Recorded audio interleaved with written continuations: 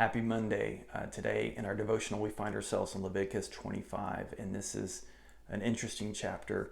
The writer has just talked about all the festivals that they were supposed to observe, that is the Israelites. It talked about the Sabbath, which was a big deal, that on the seventh day they're to do no ordinary work, communicating their trust in God to provide for them.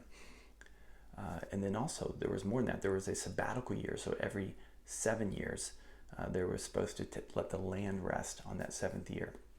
But then 7 times 7, on the 50th year, it was called a year of Jubilee. Now this was a really big deal because in the year of Jubilee, the 50th year, all debts were canceled, land was restored, and slaves were set free. Now you can imagine the year of Jubilee was a massive, massive party and celebration. Now what's helpful and where this comes into play for you and I is that when Jesus comes on the scene in Luke 4:18-19, he says that I am ushering in, I am fulfilling the year of Jubilee, and he did. He would go to the cross, he was buried, and he had raised to new life, and canceling all debt, not just temporary, but for all time, all of our debt. He's not just restoring our land, but he's giving us a land that we never even earned, that we never even owned.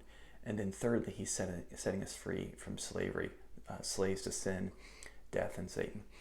And so for you and I as Christians, we live in this year of Jubilee all the time. Now that's why my church is called Jubilee. It's because we want to live in the reality, the daily reality, that our debts have been canceled, that we have been given a land we don't deserve, and that we've been set free from our slavery.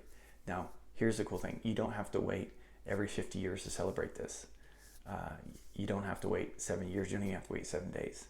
But you and I can rest in the reality that Jesus has done all the work for us, that our debts have been canceled, that we have inherited a land that we don't deserve, and that we are no longer slaves to Satan, sin, and death.